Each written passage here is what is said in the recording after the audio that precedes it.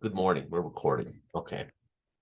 So this is a player recap and reflections on last night's um Joth uh Blackfish Bay session number 31. Um Another great session as far as I'm concerned. We are playing Old School Essentials, OSR. It's basically a hex crawl sandbox adventures, which is it's outstanding for old school D20. I think the old D&D and the OSR remasters of those old games, it's just it's the perfect way to enjoy these old uh D20 games. Of course OSC's new, but I mean it's a remaster of old. um um I'm not certain. The only OSC I own, I don't think it has any wilderness adventure rules, but I'm sure Old School Essentials Complete has all those rules. Wilderness. I know, of course, Moldvay, a basic expert introduced wilderness, overland travel stuff. So obviously, basic D&D, Moldvay, dungeon crawling was kind of the introduction to Dungeons and Dragons in 1981, Moldvay.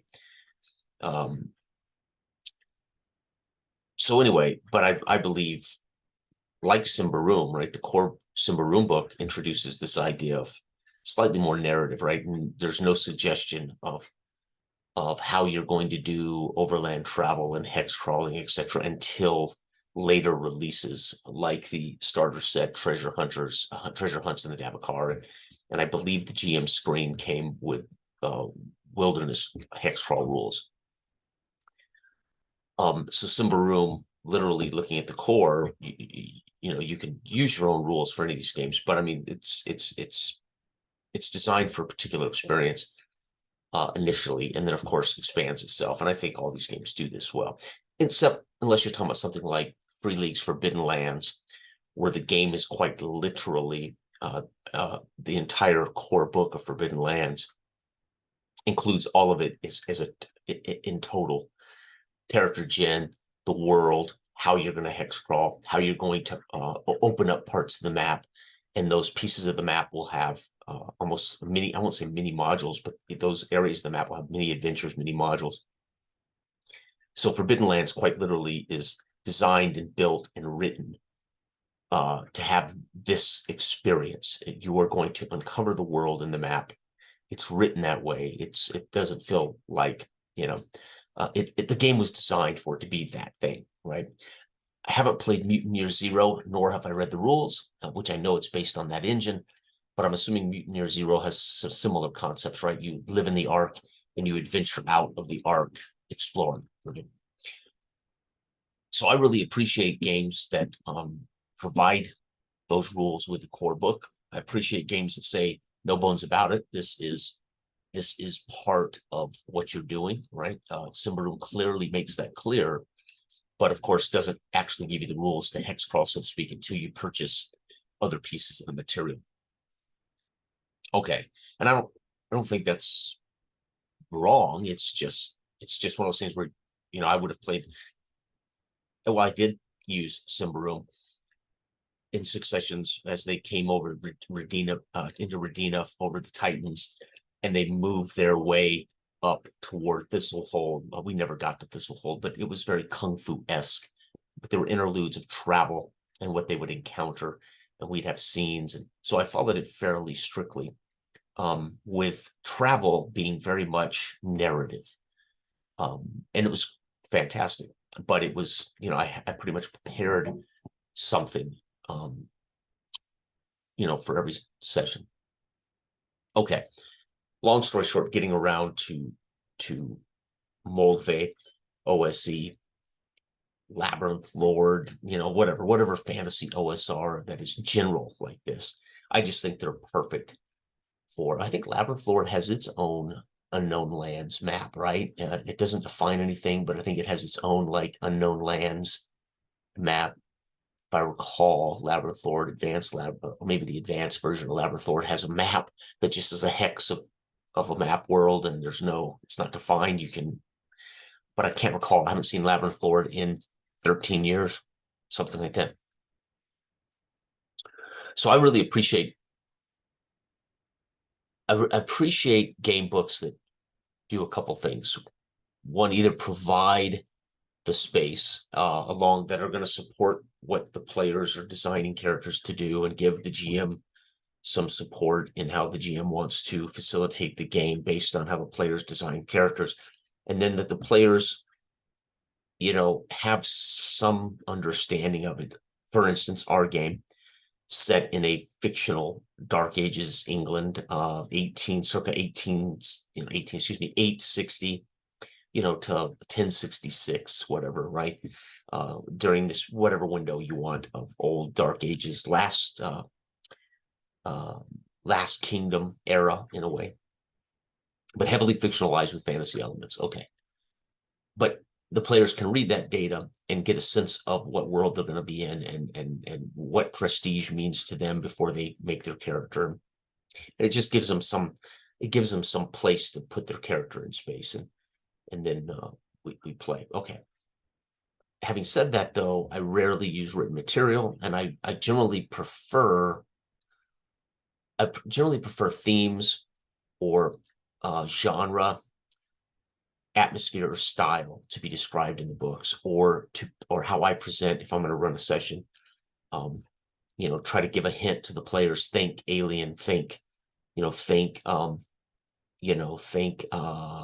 high magic, Lord of the Rings, whatever.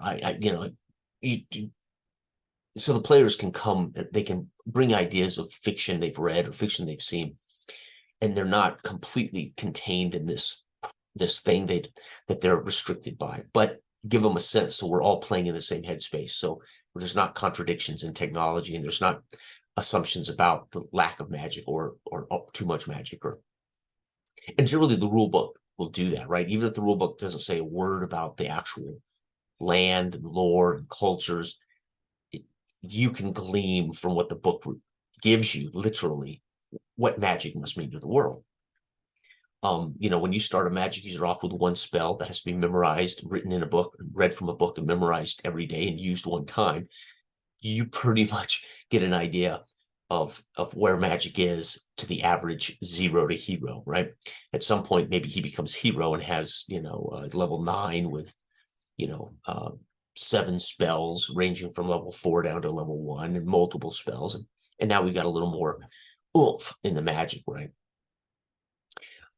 But I do believe OSE is, and old D20 is perfect for sandbox hex crawling.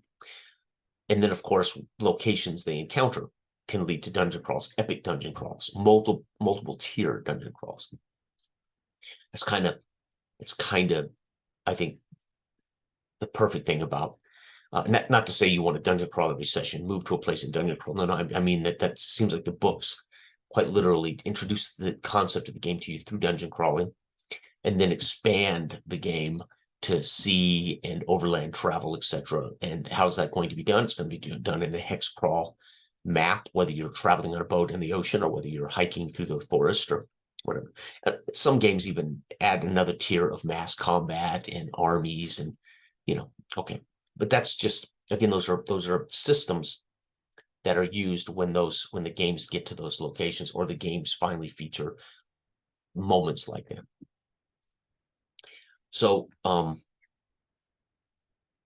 me, it's very much appreciated how we're playing Joth and how we're playing Old School Essentials is my point. Yes, we're enjoying it. Yes, we have a pretty casual attitude about it, and I'm fine with that. We're all adults. We're all mature. We all know what we want to do on a Tuesday and Wednesday night. And so I've appreciated all these moments. And again, thanks, guys, for a great session last night. So I titled last night's session A Day in Blackfish, because we basically did. We spent the whole session spending the day in our home little village of Blackfish Bay. And the session started with us in the morning in Blackfish Bay, and it ended with us sailing away from danger into the Lake of Talons, fishing Dell's character, Halfling Trotter Fingersmith, out of the lake and into our ship, or into his ship. Apparently, he has this boat slash ship, an 8-man rowing vessel with I think a sail. And that's how it's concluded. So very interesting. So it starts with us assume that we're back. We've seen Ignatius, the proprietor of Shenanigans Tavern, who is cursed with a live fox on his head. Ignatius tells us he would really appreciate it if we would find get the blacksmith or somebody to craft some kind of cage that he can contain this creature on his head without it constantly, snapping at him and barking and stealing food from his very mouth, etc. So we agreed we would attempt to solicit the blacksmith to make him a cage hat, so to speak. So again, this stuff is for me is high fantasy, right? The only this is the kind of thing you're not going to see this in the kind of stuff I run. You're not going to see live foxes living on the head of a tavern proprietor. It's a different kind of fantasy, and I appreciate it, but it's not it's not how I I tend to run a more grounded, more boring, more real style of fantasy gaming, right? But it's fun, and I can't deny it's another thing. Again, a GM brings their thumbprint, their idea of the world to their world, hopefully their idea of, and we have to see that in these subtle details. This, of course, is a subtle detail, right? This informs us as to what kind of craziness we can see in Joth, and that's a good thing, right? We now can expect all kinds of things, right? We can expect, and that's good as again, Todd has slowly through play and through encounters with things like last session before, us seeing a creature come out of the lake wearing looks like it had a giant metal head with one eye. Again, the description implies to me that it's a diving bell. It's a guy in a diving suit. Well, that's a level of technology I would not have expected. So, and we don't know that, right? We still haven't gone down there and investigated. Is this a man in a suit? Is this a creature? Whatever. So we don't know. We weren't really close to it, but which is great, right? I like the idea of there being a level of technology like steampunk-esque slash meets fantasy. I don't know. It doesn't make any difference, but we're seeing Joth could be lots of mysteries in Joth. Again, Joth's a city, but in this world that Todd has that open up vast opportunities to experience different adventures and different things, right? So once we do this, and I believe Dell needs to then, so his character begins to make rounds around the village, dotting I's and crossing T's, wrapping up contracts and collecting his gold, while the rest of us go to the blacksmith to deliver his iron ore, and he pays us for that. We inform him that all the dwarves at the iron mine are unfortunately dead, and we're going to need more miners. He says, why can't you guys do it? No, but we need to find somebody who can mine that for the village. He also admits he can't read, and he's been getting these notes from Ingrid, who's been leaving him love letters all around his what do you call it? His his blacksmith, there's a name for this, forge, and shop. Bomrick reads one randomly, takes them from him, and reads one randomly. And finally, the blacksmith realizes, oh, these are love letters. He then says, I can't speak or I can't read it or write it, but would one of you help me send a message back to her?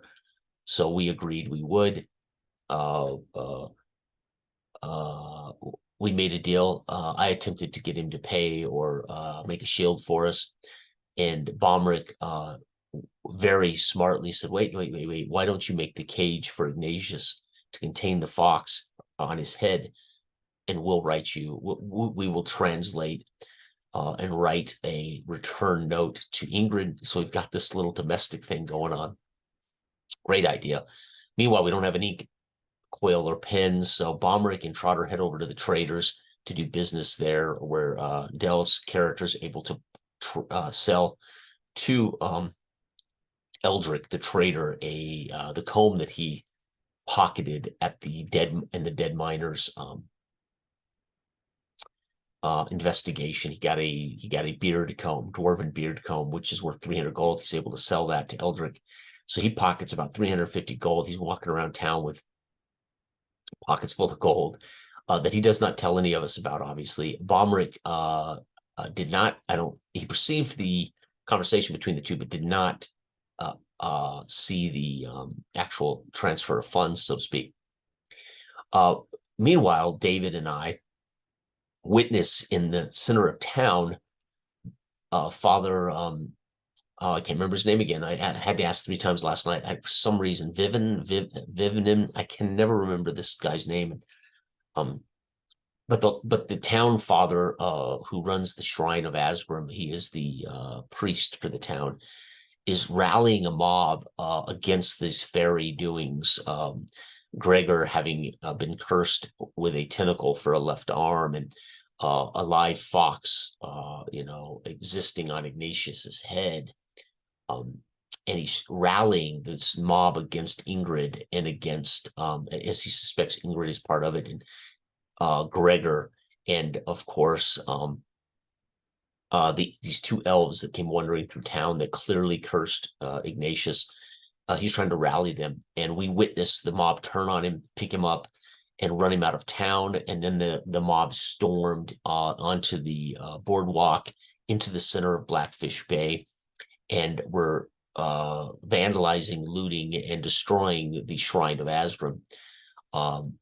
David and I decide, meanwhile, my character actually joined into the rabble, trying to get them to see that the guardian monster that keeps coming out of my family's land every night and pursuing us is part of that. So I stepped in saying, yes, and the grudge guardian that from the Tam farm, we need to kill it too. We need to stop it too. So Asgrim was trying to turn the mob to recognize that too is one of these very magical problems that we got to deal with. But it backfired. So quickly, Arig, hand down, mouth shut, as I don't want to become a victim of the mob, as I've just watched them oust the local priest of the Shrine of Asgrim out of town. They're looting. So we head over to the Reeve. The Reeve, and I didn't know this, but Lauren and Trotter had been deputized a few sessions ago. And so he goes in to collect for delivering the Well Witch on behalf of the Reeve, the sheriff, town sheriff / mayor, I guess, who's a halfling, another worthless, cowardly halfling. They're either thieves and rascals like Dell's character, or they're this completely worthless sheriff, right? So Arig's opinion of halflings just gets worse and worse as he adventures in the world with Trotter, and as he now witnesses the Reeve firsthand. Obviously, Asgrim, my character, having grown up here, would know who the Reeve is, but might have never dealt with him as the son of the farmer, right? But I'm having a chance to see these halflings firsthand, and I am not impressed. So it's great fun to watch Dell with his rascal Trotter, and of course the Reeve, cowardly halfling sheriff of the town, so to speak, Reeve, right? Anyway, David and I talked to him, and we both were like, we should stop this mob. And he can hear him, and he's hide out. He's got all of his shutters shut. David convinces him to, actually he deputizes my character, David, convinces the Reeve to go approach and stop this mob, arrest this mob. My character goes upstairs, opens up the shutters, and is yelling across the lake. So it's a boardwalk of intersecting buildings that are on floating, like a floating city. And directly across this small inlet is the Ashgrim shrine. So I'm yelling from the shrine, put down your tools, stop that, you will be arrested, you will be punished for this. So I have a positive reaction check there. David has a positive reaction check to get the Reeve off his butt and go address this mob. The Reeve addresses the mob. It doesn't go well. As they begin, they kind of go back to looting a little bit, and then David breaks out. Basically is going to write tickets. He's going to take all their names down, and they must show up for punishment, do community service tomorrow morning at Farmer Tam. You're going to have to go dig up and excavate. So he has used their crime against Blackfish Bay, and he is basically, we have told them all, you must tomorrow now, to make up for this, show up at Farmer Tam's and start excavating this dig site. And so fingers crossed, these people will show up tomorrow morning to do that. We then begin to look around. So we got about 4 hours left of daylight. We're again, Arig is not completely convinced that we have not killed the Grudge Guardian. He still believes he holds out hope that David's character did dispatch, Laura did dispatch this Grudge Guardian, but he's obviously knows that when sun goes down, this thing's going to come after us. He gets it into his head and says to Lauren, do you think the Shrine of Asgrim would offer us holy consecrated ground, would offer us protection from this thing if it is indeed evil or if it is undead or whatever? And David, Lauren responds, it's a possibility. And I'm like, well, if we should bring the father back now that we broke up the mob. He shouldn't be exiled and forced out of town. So we can go get the father, bring him back, and he can reconsecrate this shrine, or we can at least find out. Meanwhile, Trotter is like, I've got a boat. I think our best bet is to get on our boat and sail around the lake. And I'm like, well, the Lake of Talons. So we have this great party debate, but it was a good conversation, good debate, good role play.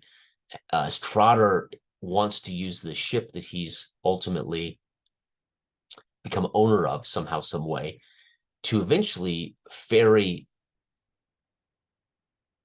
travelers so they could circumvent the road and go from one point on Lake Talons directly to Blackfish Bay. And he would, of course, charge a fee for this ferry.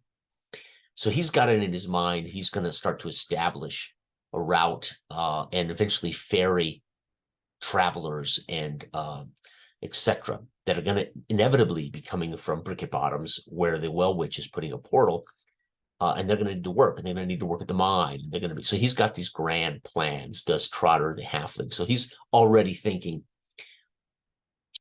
how am I gonna become the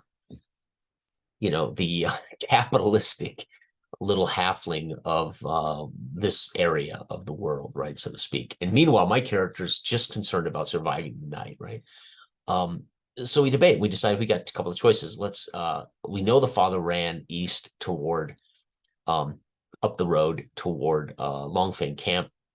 So Lauren Baumrick and I both mount mules and ride like the wind to catch the father so we can bring him back to Longfang Camp, while Lauren and Trotter prepare the boat and the rowers and find willing participants to row the boat, get the boat prepared, and help get the shrine kind of cleaned up where it has been vandalized and ransacked and pretty ugly, right?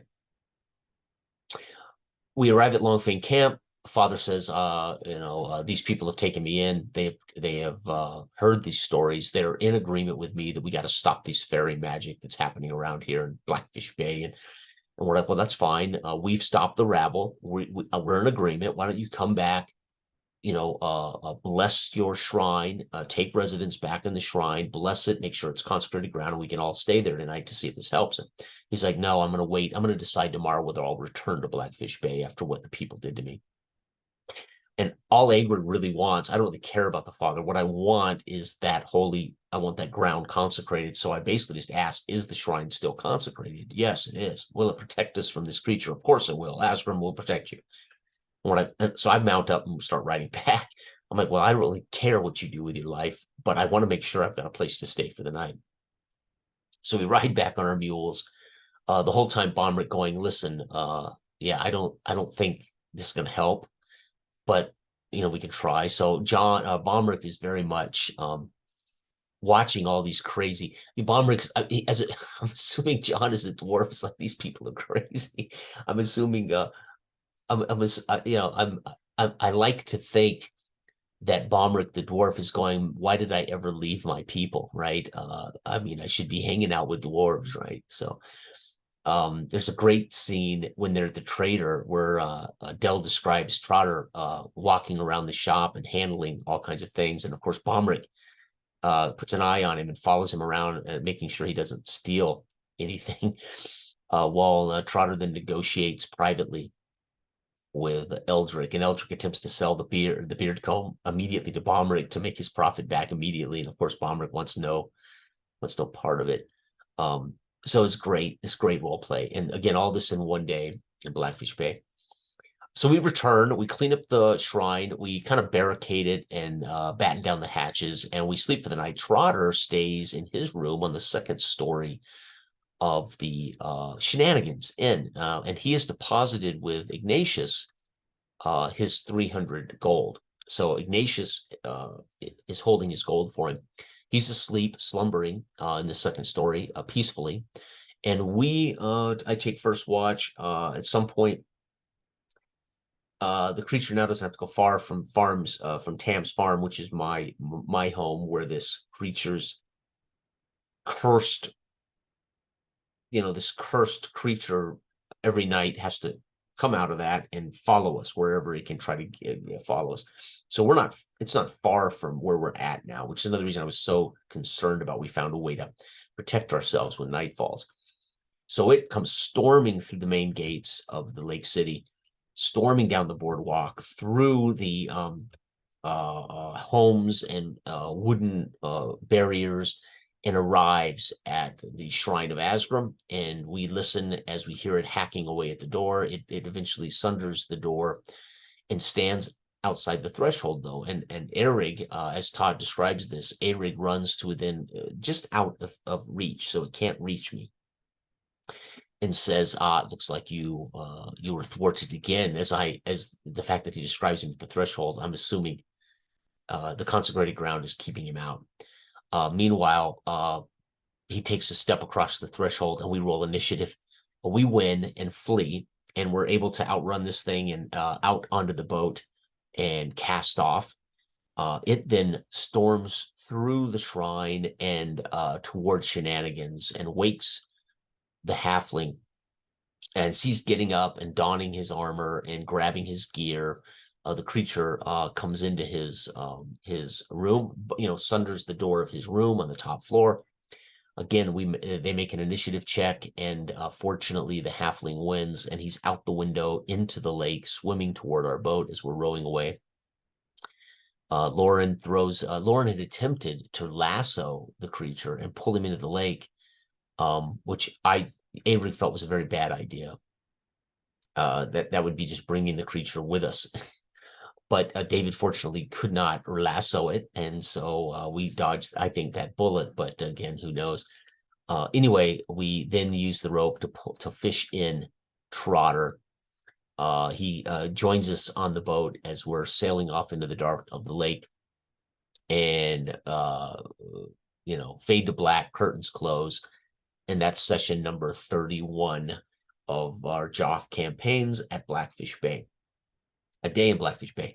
So at one point I joked, Trotter's playing a different game than us, because he's literally got his fingersmith. He's got his fingers in everything. He's got his finger in the pie of it as a deputy. He's got his finger in the pie with Ignatius. He's got his finger in the pie of this ship that he's collected. So somehow Trotter has survived, and he's ambitious. Trotter is an ambitious, greedy little rascal, and Arig doesn't like him a whole lot. So, but ultimately, Arig will probably benefit in the long run if Blackfish Bay is successful, right? If these things are pulled off, right?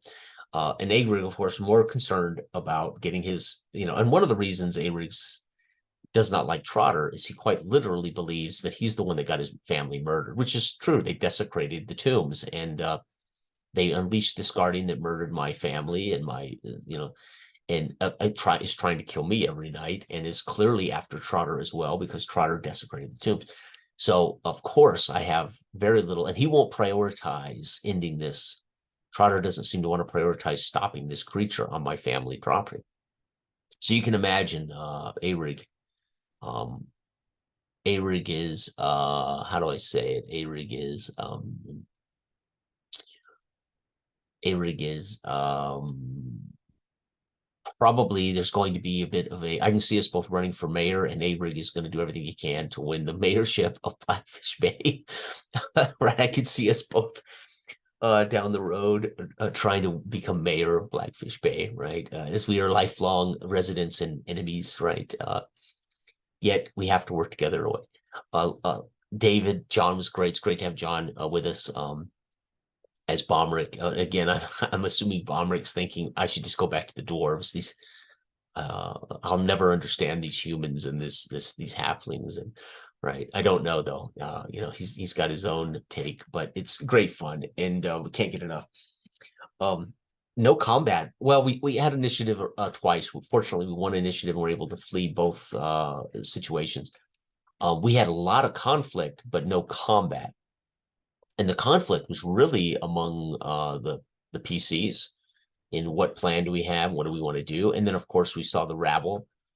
We attempted to persuade the rabble and failed there. So we had conflict. We had plenty of social combat, so to speak, as Todd does what all great old school DMs do. It uses the reaction table to make decisions as to how creatures, mobs, NPCs react to what we say or what we're trying to do to affect game.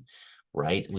I stick my nose in, and I want to turn the rabble toward the monster that lives on my property. I mean, I would love to steal this rabble and send them to my property, deal with this grudge guardian, and when the sun goes down. And David, of course, is attempting to negotiate with him, and of course, the father himself is trying to. We make a bad roll on that reaction table, and there you have it. They decide to run the father out of town and loot the shrine, and it's great fun, right? And then of course Lauren negotiating with the Reeve with a good reaction check, and Arig as a deputy now yelling across the Lake City to the protesters and rioters, go home, you will be arrested, cease and desist with what you're doing. We're playing cops now. And it was great fun. It's great fun. And all of this occurs in a richly diverse fantasy world, right? It's I can only imagine what lay at every corner of the map of Todd's world, right? As far as technologies, magic levels, cultures. So it's very cool. It really does inspire you that this is a really a perfect play space for hex crawling and sandboxing. Infinite play, absolutely infinite play. And again, Todd does a great job of keeping it different every session as well, right? I mean, he doesn't really have to. I mean, we're pretty much trying to decide what we want to do. So there's I watched I'm not a big I don't watch a lot of YouTube channels. I don't have time. And once in a great while, I certainly am not subscribed on my channel to many at all. But I happened to, in my feed the other day, for some reason, some 2-year-old video of Matt Colville popped up, and it was about railroading. And I thought, what does he have to say about this? And one of the things I appreciate about that video, that particular video, in the first 30 seconds, he defines railroading. And I think he defines in the first 30 seconds, eloquently defines railroading. Railroading is not using written material, and it's not again, you'd have to listen to eloquently he defines it, but it was this simple. Railroading, a GM railroads when he will ignore what the players are trying to do, when the players offer options, and when the players say I want to do a thing, when the players say I'd like to go left, when the players say I have an idea to mint coin, like in my Esbalon campaigns in Basic Fantasy years ago, and Mark said I'm going to take this ore and we're going to smelt it and we're going to make our own coin, and we're going to undermine the king's coin. was genius. And I said, yep, you got it. How are you going to do this? Okay, this is what it's going to take. And that's the kind of gaming we all want as players, right? I don't mind narrative. I don't mind that it's a pre-written adventure. I don't mind that we might be going into a dungeon tonight and this is what it is. But when players come up with an idea to use one of the ball, like we did in one of our sessions, let's use the ball to get through one trap. Let's use the old ball, giant ball, to get through another dangerous trap. And again, this is where Todd excels at allowing us to think and allowing us to try these things. If Trotter says, hey, I want to start and establish a thing, he doesn't say it's automatic. He just says, okay, go for it. How are you going to do that? This is what I try to do, and it's what I think most good GMs and DMs try to do. There can be a thing, there can be a world that exists. We can know that that on hex number 218 is a castle with a vampire, and it's there, and it'll become active when the players venture. But how they go about, when they go about it, and what they, all the ideas they come up with dealing with this castle with a vampire once they find out about it, they should be capable of doing that, right? They should be able to say, we're going to burn this castle to the ground. I'm not going to fight this vampire. We're going to burn him out. You know, how are you going to do that? You're going to still, and it may or may not go well for you, right? And Colville summed it up in 30 seconds. Railroading is when a GM ignores the player's ideas, when the GM doesn't pay attention to what the players are wanting to do or trying to do. There's still a bandit camp.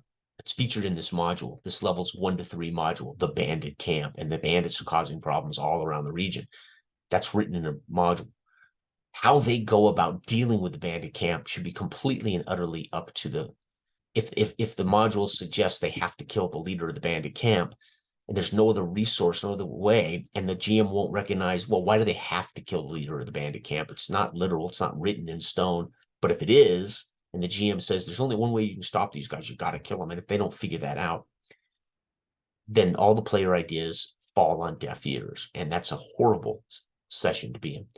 Don't mind dungeon crawling. Don't mind the things being prepared, but ideas, right? Do we have ideas? Are we free to use our wits? Are we free to go left? Are we free to say, I want to pursue an interest in this thing?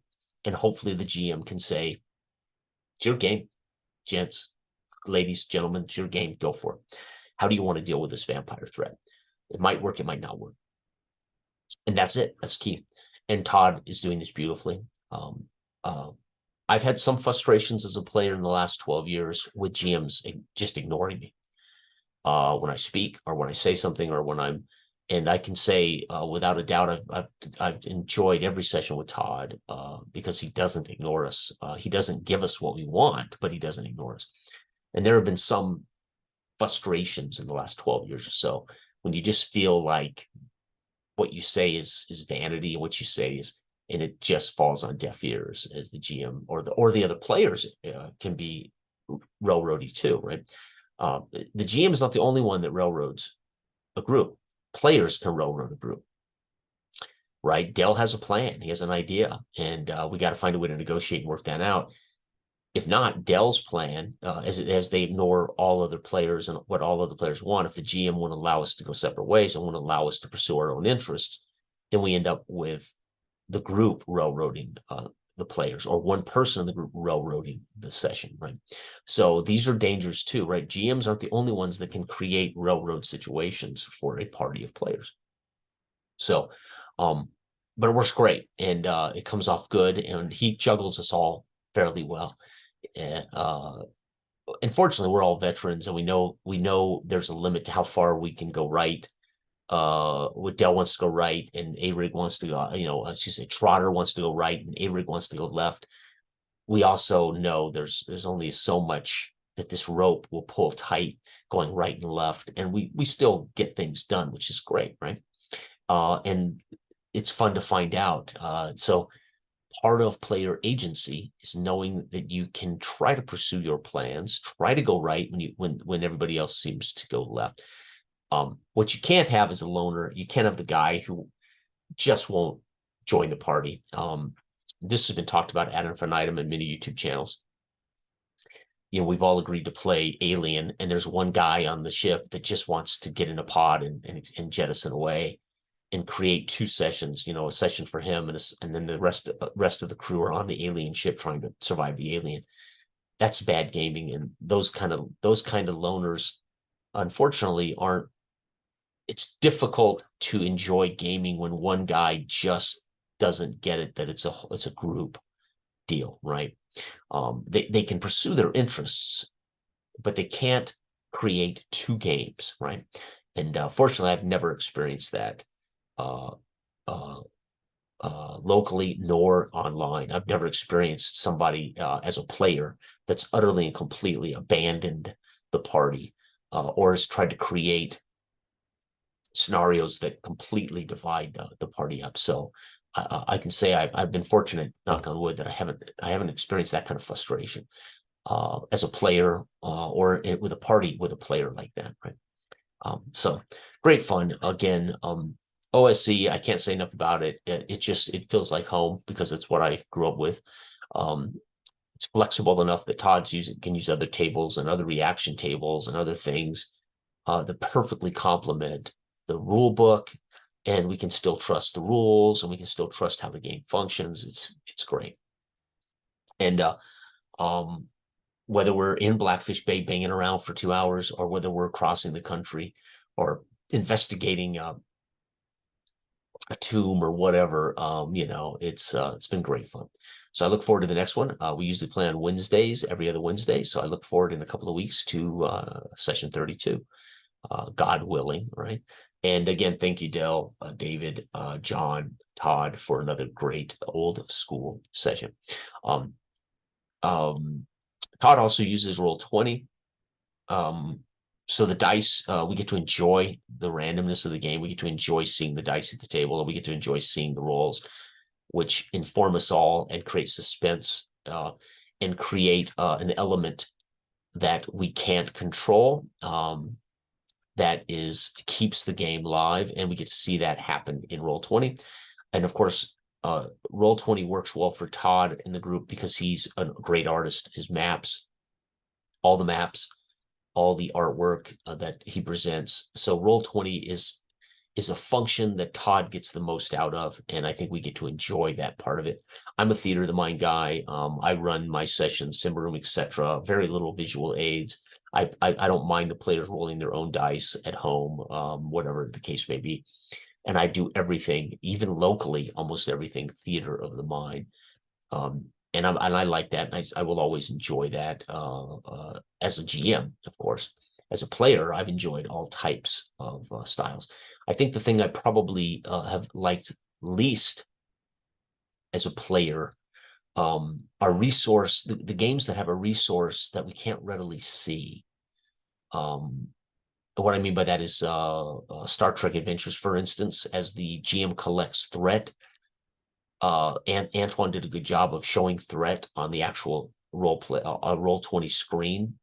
So we knew how much threat Antoine was collecting from us when we were using momentum to create new rolls. We would borrow momentum, which would give him threat. So we could see that amass.